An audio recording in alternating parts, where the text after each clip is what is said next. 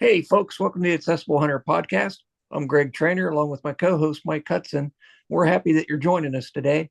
We're going to be talking about some of our favorite hunts, some camp food, and just general hunting and what's going on in our lives. Mike, what's going on in South Carolina, brother? Oh man, enjoying the day. Had to take the dog out to do his due diligence. It's always one of those things you try to get on here and be professional, and he's letting me know, hey Pop, it's time to do work first. Man, when we're doing these podcasts, we got to plan ahead for a lot of what ifs and what happens. And I got my little dog laying here beside me too. I'm hoping she stays sleeping. So I had her out and we're ready to roll too. So I guess we're all dealing with the same thing, huh? Mine does pretty good unless he hears UPS or FedEx outside, and then he'll let you know. Yeah, they're good little watchdogs for letting you know who's around the property and stuff. And I've always had big dogs, and they had passed away, and we said we weren't going to get another dog, but the house was just too quiet, so we got Yeah. a little golden doodle, and she's a lot of fun to have around, a lot of company, and I'm glad we have her. That's for sure. Well, dude, not to throw anything under you, but if you guys, I know you were big on Great Pyrenees and all that good stuff. My mom and them just had six puppies, so if you're looking for one, she's got some ready to go. Oh, Mike, I hope my wife doesn't listen to this podcast today because she, she would definitely take a Great Pyrenees in a heartbeat. And they're wonderful dogs, just simply wonderful. They're friendly. They're probably one of the best dogs going. But man, they're so big. The hair, and when they bark, I always thought it was a cannon going off. He'd be beside me and he'd bark. He'd have me jumping out of my skin half the time.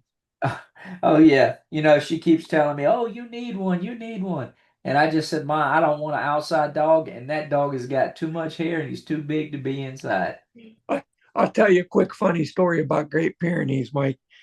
Bobo was the dog, and he slept beside the bed. Yeah. And when he would breathe, he shook the bed. So it was like he's so big, he was 150 pounds. And when he would snore, it was like, somebody right in your ear, and he actually shook the bed whenever he slept. It was crazy, but talk about a gentle giant, Oh really yeah. good with really good with kids and just a good family dog. That's the kicker. So they've got multiple peers, and you're right, man. Those dogs are the most calm, laid back, get along with just about any animal except for a coyote. And she's got a couple males and a couple females. And Zeus was the gentle giant like that. He would sleep with the goats, want to be right there with them until you were a coyote, and then he would jump a 6 foot fence and he'd take the whooping to him. He just did not like it's something about that, the breed, but I guess it's something in the tones the coyotes were putting out. He just didn't like it, Oh, and sure.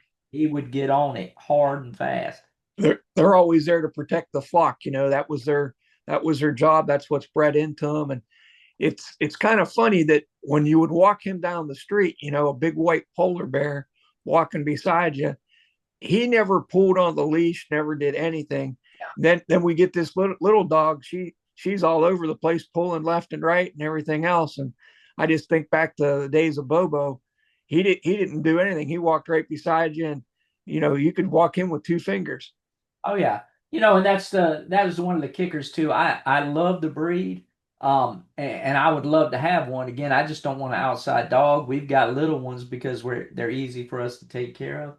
Yep. Um, the attributes are phenomenal for the positives, but as a wheelchair guy, the negatives too, being right up under me, right beside me, those are a little difficult. And I'm usually at home by myself a lot, and it'd be great for protection. The dogs are going to do what they're going to do, but at the same token, I don't need a big roadblock blocking me from being able to get where I want to go.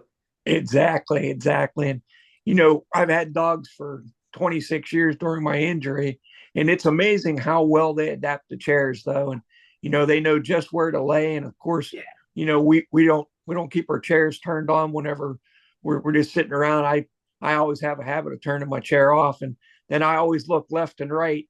And it's funny if she's like at the groomer or something like that. I'm still in the habit of looking around my chair before I move it. It's just, one of those things I do. You know, I know we're getting off on a tangent, but it's part of the podcasting stuff too. And here's the kicker, Greg, you're right, man. I've had dogs over my 30 years of injury. When my first 5 or 6 years, I was in a manual chair, so you had to really watch where the dogs are. Now those chairs are lightweight, but you still run over a dog's foot or tail, that's going to cause them a lot of pain.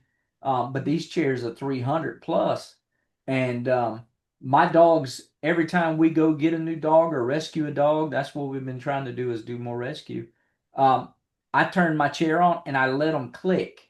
I want to Mhm. see how that dog responds to the click, because here's the thing, if they're sleeping or whatever and I go to move, I can't always see them with the lateral supports or some of the stuff we've got. Yep, So that dog has to, even in his sound sleep, has to be able to know that a change is getting ready to happen. And exactly. these chairs sound off, but they're not super loud. But I need that pup to work with me. Exactly. And, that's just part of accessibility, adaptability, and in our lifestyle, Mike. So Yeah. we did roll with the dog issue there a little bit, but hey, man, I was always kind of wondering what was your favorite hunt. We get to go on a lot of different hunts and things like that. Do you have a topic that you'd like to talk about today as a favorite hunt? Man, that's always difficult when you're looking at it. I love the chase. I love being able to get out and taking a mature animal and being able to fool all of his senses, right? To be able to get these loud, noisy, smelly chairs out there, and be able to fool this animal's instincts. Everything he has in place to keep him safe above the game, and we're able to get out and fool him. I love turkey hunting. I love the challenge of it. Uh, I had somebody ask me a long time ago, why do you like turkey hunting so much? That's one of the most aggravating creatures to fool with. And you're right, they are. Got a brain the size of a BB and outsmart us all day, every day. But I like that avenue. I like getting out there, and everything about them. They're highly sensitive to sounds. They know where you're at if you call too much. You move too much. They picked you out right off the bat. I like all that. And as a quad, it makes it more challenging to try to get on that trigger, to stay behind the trigger and be able to get on one of those birds when they're rapid movement. Um, but to answer your question, uh, man, my favorite hunt so far would probably be the Tom Simple hunt that we got to do. Um, I know you and I did it on two different times, but being able to be out there with those guys and girls that pour so much into the disability world, their hunts are all based around that. They just want to get you out and about, to be able to get out and potentially get on some mature animals. I absolutely love it. To date, that was the biggest deer that I've killed. Um, Probably prior to my injury, I killed a deer that was pretty close to the same size. Um, but man, that's a whole nother animal. Being able-bodied, being able to trek way back in the woods, get in there real deep to where they're at. Uh, but yeah, man, that Tom Simple hunt was probably to date one of my favorites as far as deer. Now, if we're talking dream hunts, uh, I would love to do what Robin Clark did, man, and go to New Zealand, helicopter hunt. If anybody knows about New Zealand, the demographic of it, just the layout of the land, super steep, a lot of just harsh places to get to. And so they helicopter from, hilltop to hilltop, glass a lot, stock a lot. All of those are not really quad friendly opportunities, but they use helicopters, and they were able to get him on a helicopter and go. And then, man, to chase those monster red stag, dude, that would be my dream. I would love to hear them roar. You know, Oh, uh, yeah, yeah. roar how they call back similar to elk, but I Yeah. think they call it a roar. And for those that don't know Robin Clark, he's a person with a disability. He's a quadriplegic. I think Robin's been hurt 50 years. Mike, is that Yeah. right? Yeah, a little bit over 50. So Robin's been a quadriplegic 50 years, and he has given back so much to the disabled hunting community. Oh yeah. Robin is in charge of Wheeling Sportsman in Virginia, and they put on quite a few hunts for people with disabilities all throughout the state of Virginia. And he's been doing it for a long time. So a couple of years ago, when we got to see Robin, our friend, go to New Zealand, and the pictures of him and a red stag, I think we all got to celebrate that a little bit. Oh yeah, man, made me a little jealous. I know that was one of the ambassador hunts that he was blessed to get, and rightfully so. Robin's one of these guys, man, he pours back into so many people. A wealth of knowledge he gives all the time, wants to get people out, advocate for them, push for better lives. And then he was blessed to end up getting chosen to go on this hunt. And Robin, man, he again with his graciousness was able to get out there and document this hunt, and then take a monster red stag. Uh, but I gotta say, man, in my fleshness, I was a little jealous. Not gonna lie, he killed a monster. Well, you actually surprised me, Mike, because we've been friends a long time, and I know that you're a big turkey hunter. That's probably one of the things you enjoy most is turkey hunting. But I thought you would say going to Alaska with your brother moose hunting. But let me just roll it back a little bit first. How did you get involved in hunting in the first place? How did you start hunting? Was it turkey hunting or No, whitetail deer? That's the kicker. We all do what we're kind of around, right? So I got hunting just like most people that probably listen to these podcasts or listen to Dan and them with the radio shows. My family members. So I grew up, my grandfather, uncles, father, they all hunted. And so we based it kind of around. I grew up a military brat. And so my dad was in the Marine Corps. We weren't with family all the time, but when we got together, that was one of the avenues that we did a lot together is get out there. We hunted a lot of deer. Pheasant and quail used to be pretty good in South Carolina. And so we did that, but it was predominantly deer hunting. Turkey hunting was never in my realm until later in life. Nobody in my family really ever turkey hunted. Um, and I found out that I love the chase of those animals. And so when you got a bird drumming, when he really starts hammering down, that really fired me up. But don't get me wrong, deer, that's my jam. I want to be out there chasing those guys nonstop. My baby brother is living in Alaska, and I seeing the animals that are right there. I mean, monster bear, huge moose. Um, I would love to get over there. I just don't know the terrain and the temperatures, man. They're extreme. Dude, when you send me pictures that your brother sends you of moose so close, and he's had a couple of run-ins, both good and bad with Right. moose just recently, right? Oh man, the moose have run him off the bike trails and different stuff, and my little brother loves. He's not a hunter at all. My brother does not hunt, not one bit. Um, but now he'll partake in the substance that they provide. But yeah, my brother doesn't hunt. His biggest thing is he loves the outdoor adventures. He loves the trekking. He loves the mountain biking, the ATVs on, these large parcels of land, living off grid. That's his thing. Being able to survive on his own in 30 below temperatures and all that. He loves that challenge.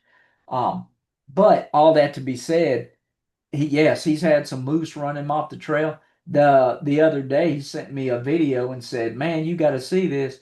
His back porch, Greg, and there's a creek that runs to the right of his property. About 20 yards off his deck, he's got a fire pit, and he said, "This is the problem." And he pans over with his cell phone to where the fire pit's at. There's two bear cubs, brown bear cubs, and he said, "That's not the problem." And he pans over to the right, mama bear's watching him. And he said, had I been back there at the fire pit, I never would have heard him because of the water trickle. And he said, and she would have whooped my tail. And Wow. he's a big guy, he's close to 300 pounds, but that ain't. that ain't nothing for a mama bear. She ain't got no giveaway. You're not kidding. And, you know, I guess if you live in Alaska, you're a resident, you get used to dealing with wildlife, the bears, the moose, what have you. You have to be so aware of your surroundings, more so, I think, than we do here in the lower 48. Yeah, I agree some of that, Greg, but we got things too that we really have to pay attention to. It's not sometimes the big animals. I know in South Carolina we do have copperheads and rattlesnakes, and this time of year they're pretty prevalent and they're aggressive. Some of those guys they just stay angry. And then we've got coyotes. That's one of the scarier animals to me is just they're unpredictable, and then us being short, I don't know how they would really take us. I don't know. And I mean, I don't know how they would react to us if they were to see us out. And I get out scouting a good bit by myself, and here I am not being funny, but I'm 3'5" sitting now. I don't know how they would perceive us. I know some of the other animals, turkeys. My mom had a domesticated turkey, and he didn't know he would peck at everybody but me. And I think it was the size of the chair. It kind of threw him off. He was like, I don't really know what this dude is. I've never really encountered coyotes in my chair. I've gotten them on trail camera and things like that. And I'm hoping that if I would stumble across one, being out hunting, that it would run the other way. I don't think they're really aggressive towards humans most of the time. But Right. when we're out by ourselves, Mike, we're in a vulnerable position, and we always have to be kind of looking and being aware of our surroundings for sure. One of the big threats that I see to me on a Yeah. weekly basis is ticks. The Oh, the smallest of problems is ticks, because here in PA, Lyme disease is rampant. yeah, yeah, we're seeing that a lot more. I think it's I don't know, and you would think, Greg, you hate to sound. I like to stay educated, but that's one of the things too about Alaska is they're just loaded with like mosquitoes. Total change, different type of animal, but being that small, man, those things are pestilence. They're everywhere, and you would think, man, it gets so cold in Alaska, they wouldn't have a lot of bugs. Dude, they are loaded down with mosquitoes. But this year too, we got a bumper crop of ticks, and I don't know if it's just didn't get cold enough to kill them off last year, or are they breeding more? I don't know, but Lyme disease is picking up here as well. I agree with you that I wish the northern climates would take care of the mosquitoes. I've gone fishing up north and in Canada, and I spent a couple of months up at K.I. Sawyer Air Force Base where my brother was stationed up there, and we are doing some outdoor activities, doing some fishing, and it's a little bit of an exaggeration, but not much. Those mosquitoes were as big as cars, and Yes. they would go after you if you didn't have the repellent on. So I guess it's just a matter of being prepared, whether it's ticks or mosquitoes, what have you, this time of year, and taking the proper precautions. Everything about perspective, right? And I don't know, going back to coyotes and whatnot, I don't know what they would do if they were to see us. You see, they are pack animals, and so if they think that and there's no malice to them. That's the kicker. That's what I try to tell people. They're not trying to attack you or your pet, with just hatred in their heart. They're just trying to survive. But at the same token, so am I, and not going to deal with that. And we see them a lot when I go to Texas and we hunt. That's a different animal than South Carolina because you got a lot of flat ground, and we hunt in a lot of fields and whatnot. And the easiest way for the guys to get me out there is to throw me on a trailer, and then trailer me out to different places and start calling. And so when they come out there, they den a lot in like these fields and on creeks, whatnot. But when they come out, man, they come out firing, looking for that call. And a lot of times we'll use like a rabbit call, distress rabbit call or something. And when they come out, you don't see them as much until they're right on top of you. So we got to be pretty ready to quick and on the trigger. And I don't want to take a chance on one running up my britches leg. And you're out there at night too, right, Mike? I mean, you're using thermals when you're hunting in Texas for coyotes, and Uh, Some, ba- yeah. yeah, I mean, I've never used night sights and thermal imaging. What's that like from your perspective? I know you used it in the Marine Corps, but what do you experience when you're using thermals? Man, I absolutely love thermal hunting, especially for like hogs. And you know, in South Carolina, it's different. So, luckily, we don't have any on our current property here. But you go an hour, hour and a half away, and they're getting pretty prevalent. And so, but you only see one, two, three, four at a time. You know, you may have a sow come in with some babies. In Texas, man, we're seeing them. They are everywhere. And we hunt near Iowa Park and Wichita Falls, Texas, those areas, and man, they are inundated with them. The cool thing is, I like the thermal aspect because I can get up close and personal with them. The downfall is sometimes I get my chair a little too close, and some of the guys I hunt with, they're like, dude, you're making me nervous. But, you know, I just want to be able to get to those spots where we can make a good, solid shot, not have anything suffer on our account.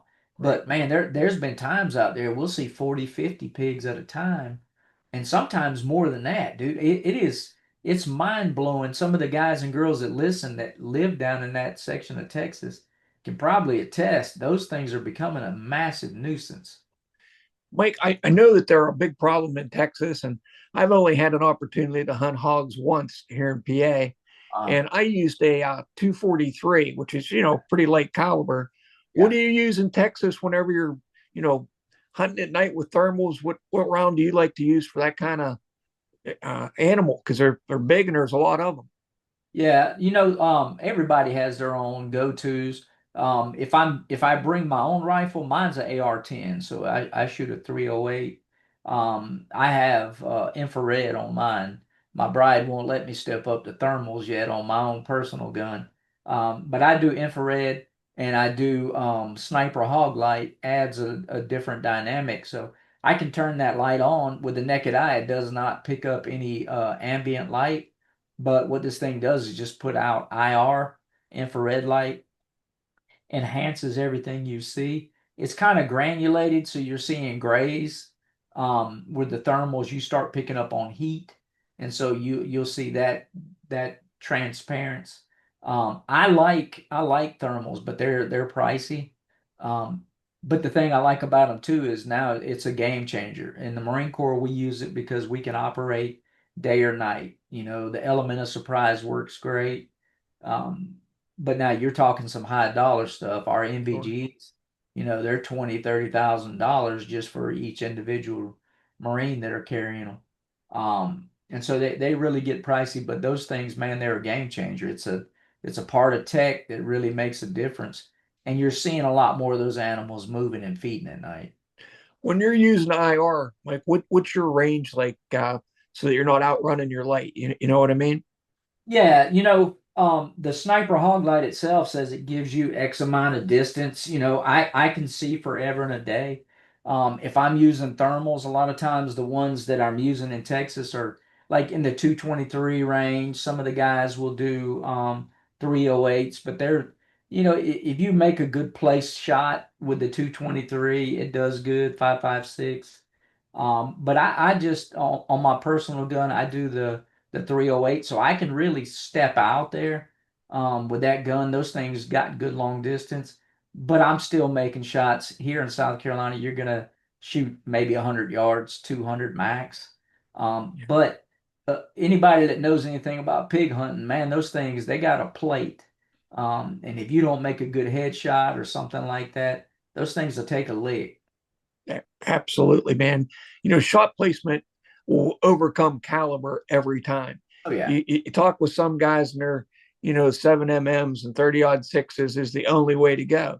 Well, if you take your time at the range, sight in your rifle, and make a well placed shot, you don't need a large caliber all the time. No, man, I've taken out a lot of animals, with a 223. It's a 55 grain bullet. You can do some of the Hornady stuff in the 62 grain bullet. You put it right in the ear and shut down the brain housing group, and those animals don't even know they're in the world anymore. They're gone pretty quick. And again, it's not trying to to overcompensate for anything.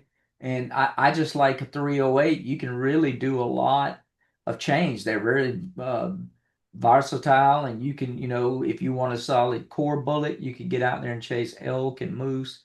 Um, and then if you want to shoot something a finesse shoot, you can do it as well.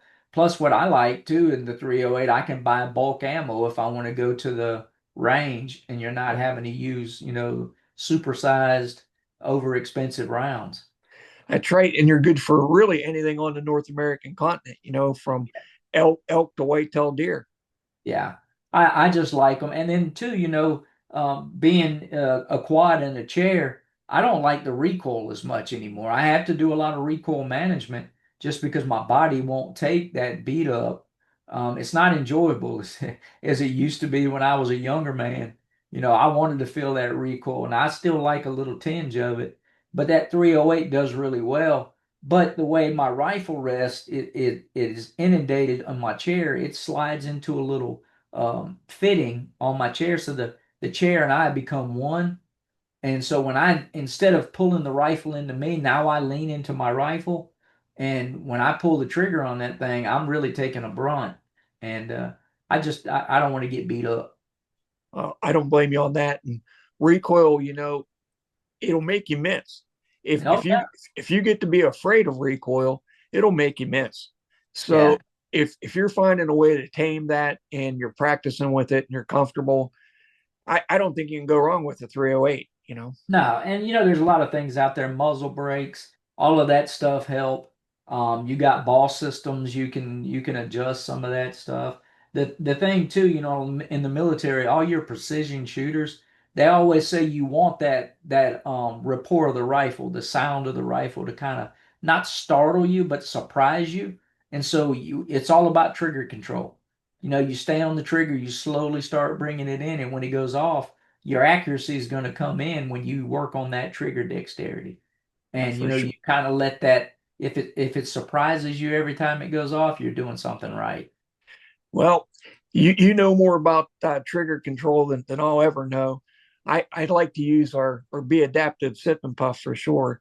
Oh yeah. That's always my go-to. And when it goes off, it's a crisp, straight back pull. So I wouldn't say I'm surprised, but when you suck on that straw, you know that you're going to hit your target. But you're right, Greg, and I love my Be Adaptive sip and puff triggers. I put people on those things all the time, but you can still, if you don't take the time, you can flinch with those. And I've seen guys do it where they're timid of the recoil. Look, man, know your product, know your weapon, and here's the thing: you can't get that bullet back. Right. And so you need to know what's beyond the trigger and beyond your target. But bigger than that, if you're going to get out there and do it, do your due diligence, man, and take that lick to make sure you're delivering a good, solid, well placed round. If you're not going to the range, several times before you go on a hunt, I just don't understand you. You owe it to yourself, you owe it to the animal, you owe it to the guide, you owe Yeah. it to the volunteer that is spending time with you. If you're not intimately familiar with your rifle or with Mhm. your crossbow or whatever you choose to shoot, and you're not proficient with it, I have a problem with that. Yeah, you and me both, man. And you brought up a point just now, Greg.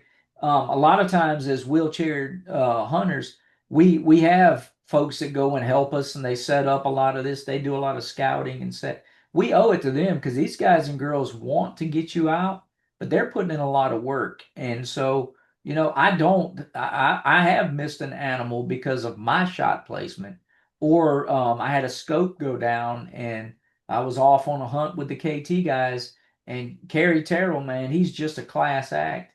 Had us on animals, and man, scope just didn't work, and it really ticked me off. It got off with me something fierce because he's putting in all this work to get us on animals, got the animals to come in, and my lack of prepping or whatever you want to say, the tech just didn't work. And so we replaced the batteries. I finally just got rid of that scope because it gave me trouble. Even with brand new batteries, it was something about that solar component. It just would not let it charge well if you were in a spot that had a canopy.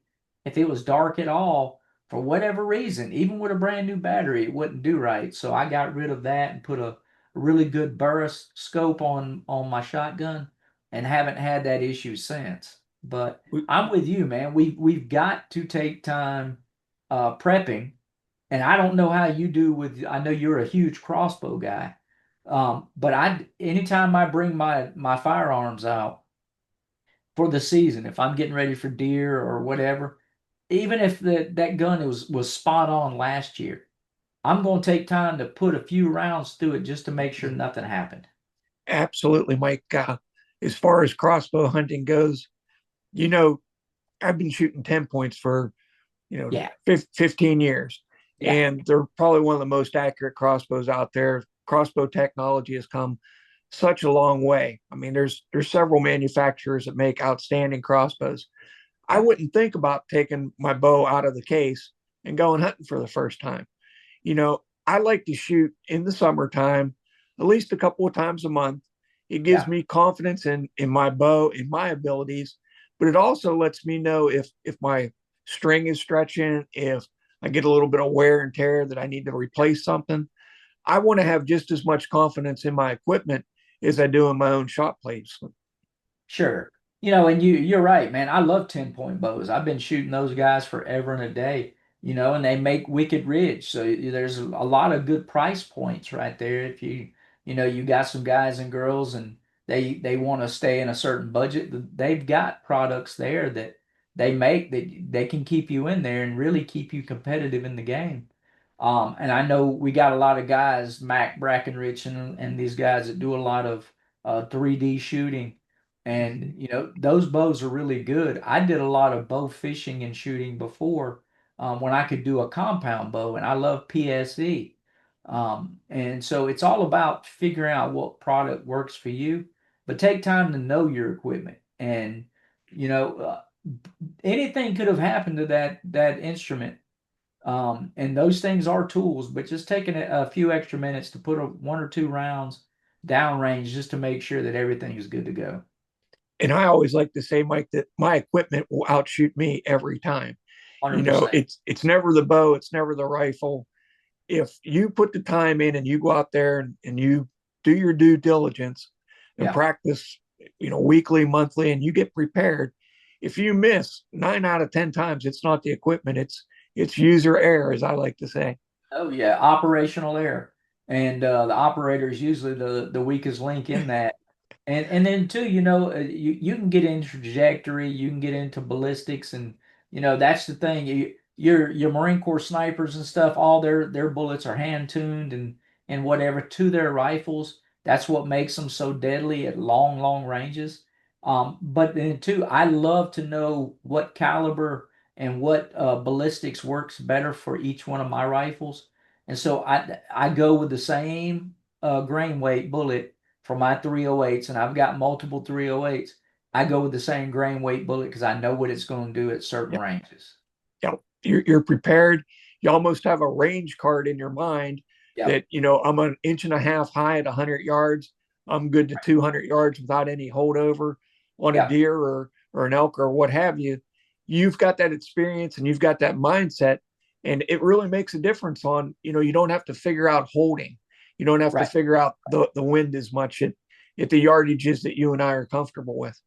Correct. And then too, if you got an animal a little bit out there, a little bit further than you're normally shooting, you know where your hold's at. Yeah, And you also have that confidence that that weapon will do what you need it to do.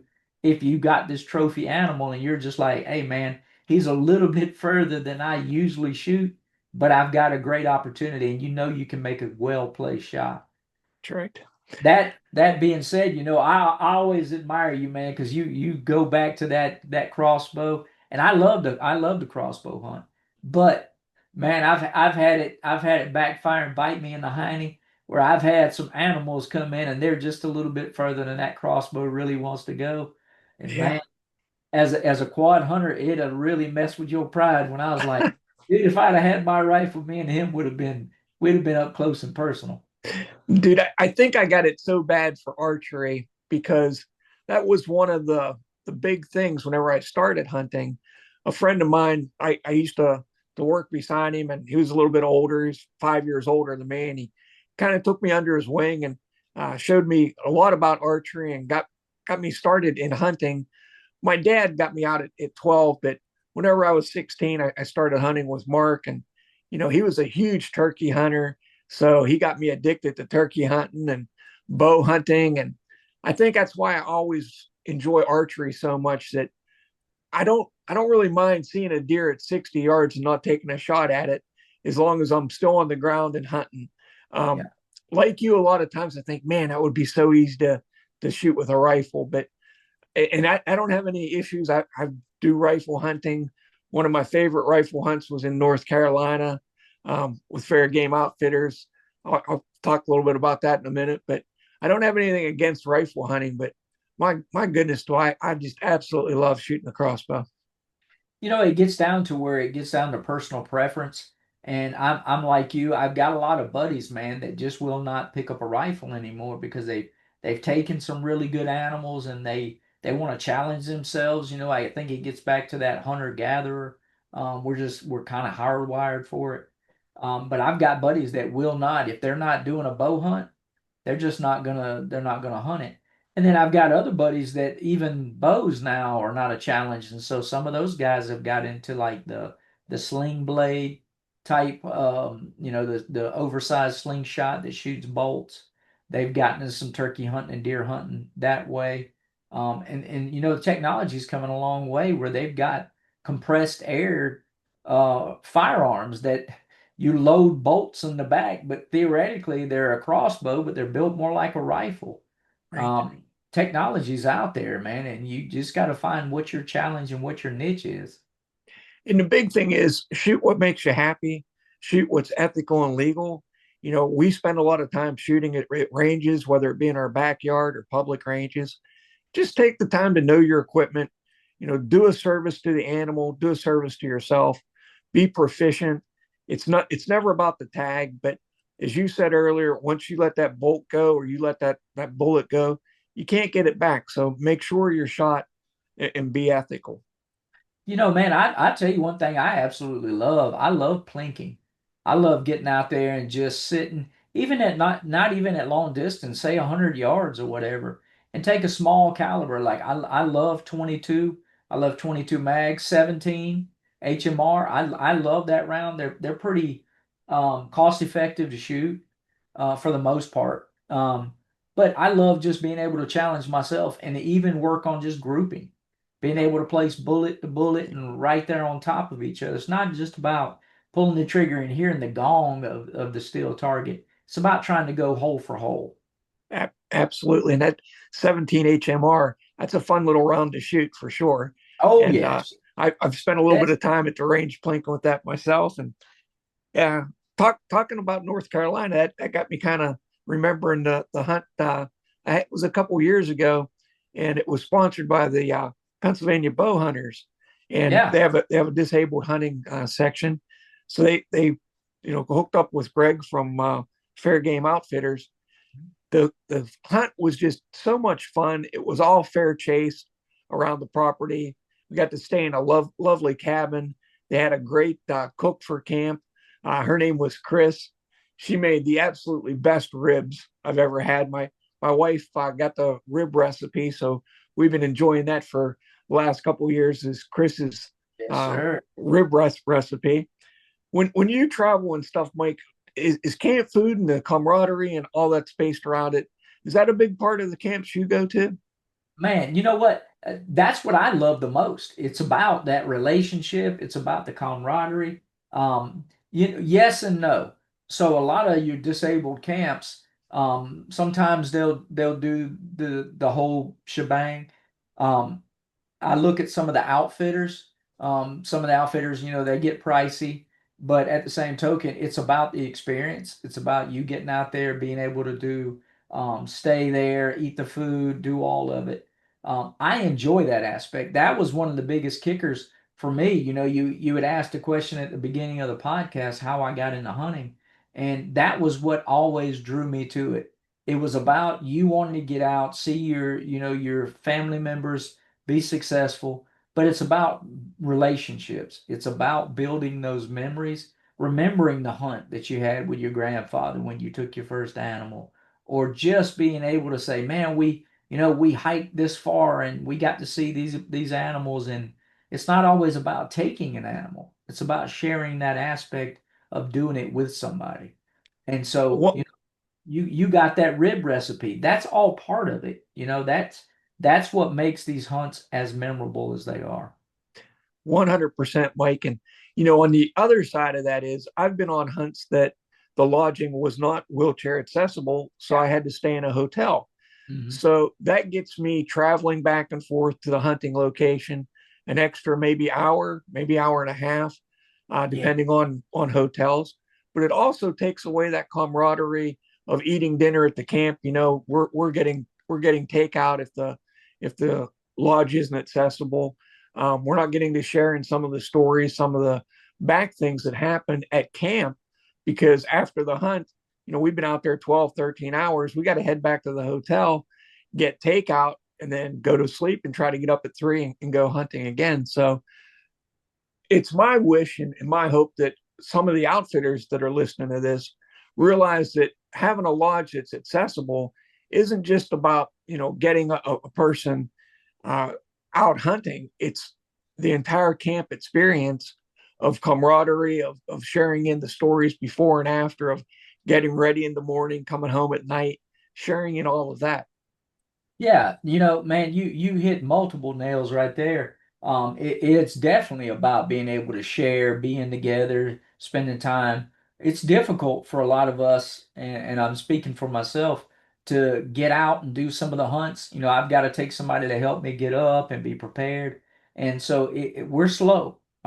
Unfortunately, with the chair life as a quad, it takes me a few minutes longer to get the gone are the days where I could hop out of bed and 5 minutes later I'm rolling out to my truck and get gone.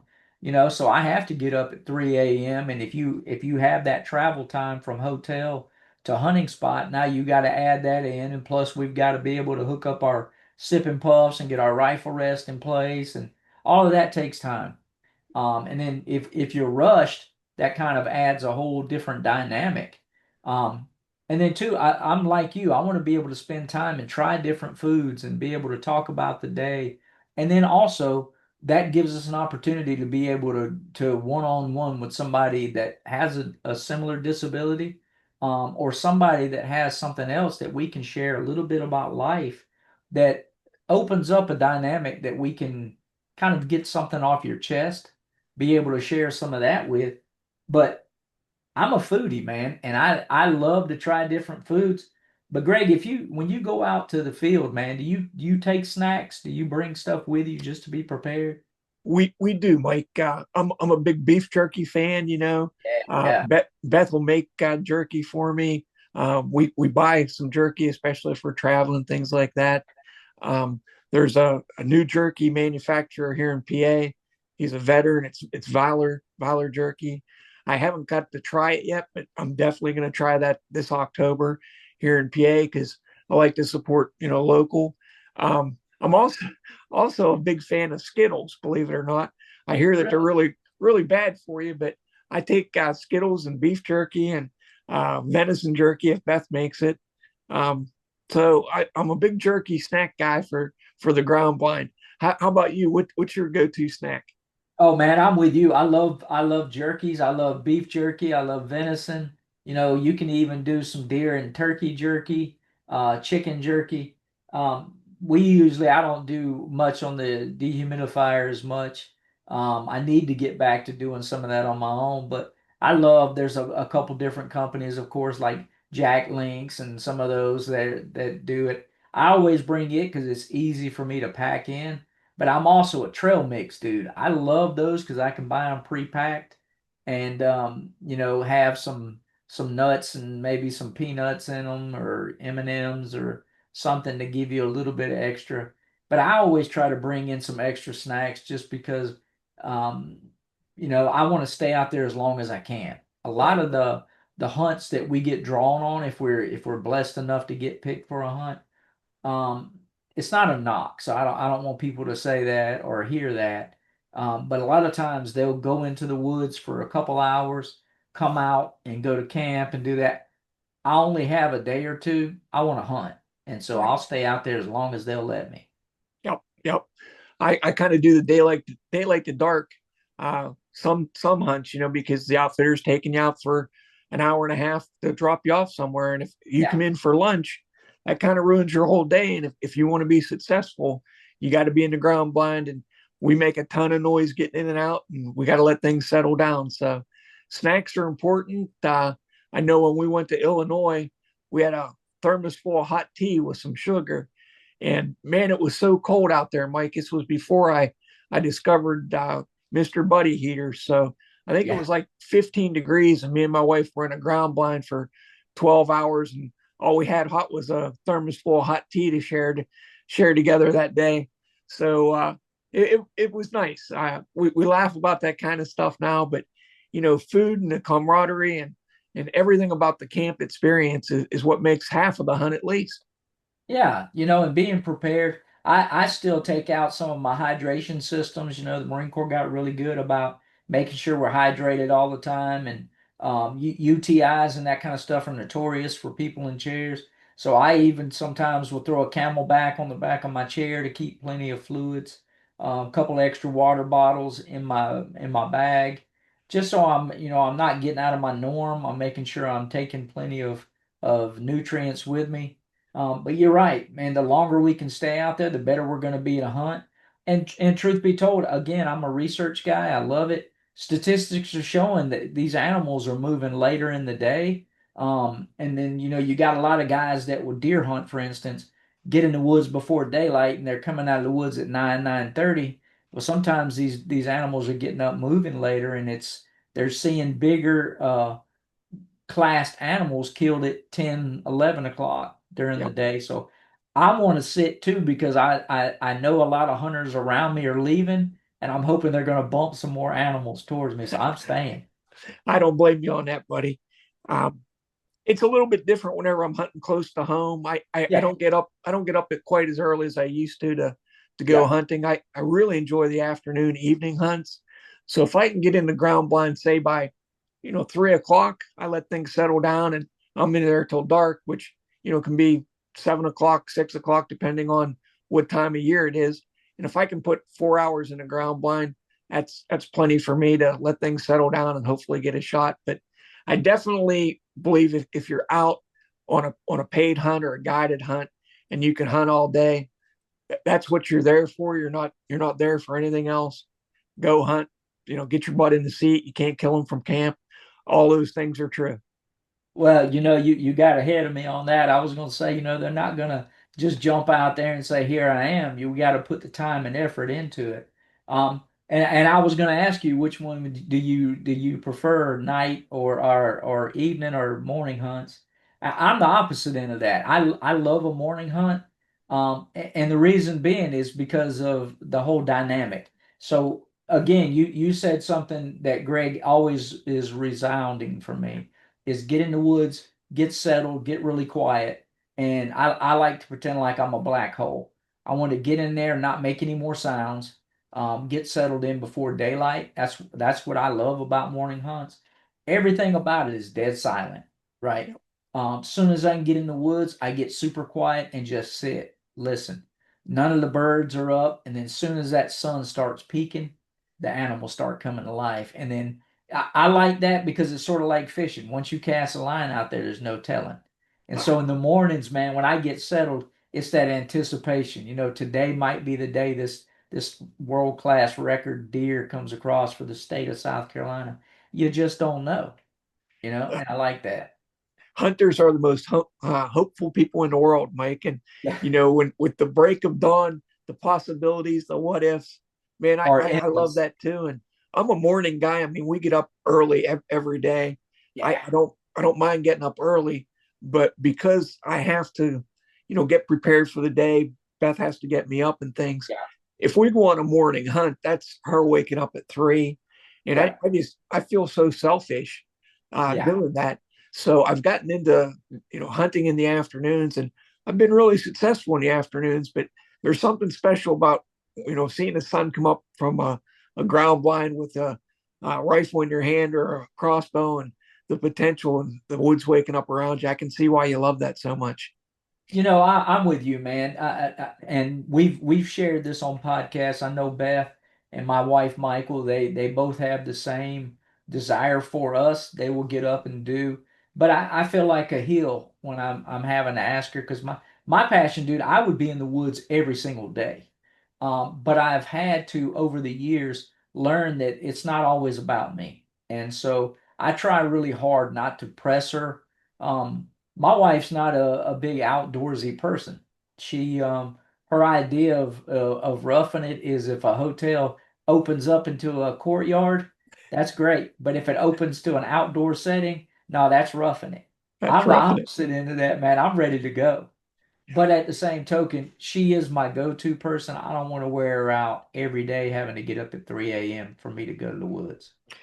Exactly, because when we get out of the woods, the work still continues for as far as our health care and Yes. personal hygiene and all that goes along with it. So when we get back from a hunt, everybody's dead tired, but we still got 2 hours of personal care things to take care of. So Yep. it makes for a long day, and we all want to be successful when we're in the woods. I know I've cut back over the years, and the last couple of years with the pressure wound and kind of some issues. I've not hunted as much as I would like to, but I try to make the hunts that I'm on count, and they're even more special to me. Yeah, I'm with you, man. And it's sad to say, but I've had to learn this in life too. It's not always about me. And so the seasons come and go. And I joke around and say life has kind of gotten in the way of my hunting seasons. But I've got so many other hats that we wear. And it has taken away from some of that. So I say all that to say I want to make sure that I get out there and do take time to be in nature because that to me is always my reset. I wouldn't know what to do if I couldn't get outside, even if I'm just rolling on the property to be able to get out and watch animals. If I just get out and listen to the birds sing, or go rolling on the trail and just be a part of nature. I want to be out there and take an animal, but at the same token, if I could just get out and reset, man, that charges my batteries. A few weeks ago, we had a young gentleman with cerebral palsy on the podcast, Alan Bublitz. Yeah. And Mike, I know you'll remember this. When we asked Alan what his favorite hunt was, and he's been on a couple and he's had some really good successes, he said watching his mom take her first deer. Yeah. And, Mike, you and I are a lot alike with Alan. And I thought that was just a very mature statement from a 21-year-old. But Correct. him saying watching his mom, when we get to hear people's stories, when we get to celebrate them, highlight them on our podcast, I get just as much enjoyment talking with them as I do pulling the trigger. And I never, ever thought I would say that. But as we get older, it's more about watching other people be successful, sharing in their success, celebrating them. I know that sounds maybe like, how could that happen to a guy that was so tore up with hunting all the time, that was so obsessed with it? But anymore, I get just as much enjoyment out of hearing somebody's success story or just about their hunt and how they got out. That you said it right, man. The maturity of that young man at 20 years old is far exceeds anything I had at his age. Um, but we're in different lifespans, we're in different circumstances. Um, but that young fella right there is going to go places. He's doing phenomenal, and I'm with you, dude. Now I love watching other people hunt. I enjoy the aspect of teaching, telling them about why we do what we do, getting them out in the woods, giving them the opportunity to do it. One of my favorite things, and I still love this today, is to be able to share what we just talked about with Be Adaptive and the Sip and Puff, to take a quadriplegic that thought he had lost the opportunity just to be on a trigger and Yep. show him that he's got this tech that will do it, and watch that twinkle in his eye and the smile come on his face. There's no better feeling, man. And whether that be bowling with a rack or whatever we're doing, to be able to advocate and show, to me sometimes is even better than doing. Absolutely. Absolutely, Mike. Well, folks, we know that we went around a lot of different topics today. And when Mike and I get together, there's no telling what we're going to talk about. But hope you enjoyed the podcast and thanks for tuning in with us. Mike, I'm going to give you the last word, brother. Man, hey, whatever you're doing, get out there and enjoy it. Make sure you're taking kids and folks around you hunting, fishing. Explain to them why they're doing what they're doing, the safety aspects about it. And then two, don't lose our heritage. We started out, this nation was built off of some of this hunting, gathering, being able to get out. Make sure you keep up with that Second Amendment right and keep pushing forward. And it's not always about just harvesting an animal. It's about making memories, share time in camp together. I absolutely love doing these podcasts with Greg just because we get to talk about all the people that are out there living life. So if you get a chance, please like and follow us. Give us insight on what you would like to hear more about from the disability advocacy standpoints. And then we look forward to highlighting somebody new each and every week.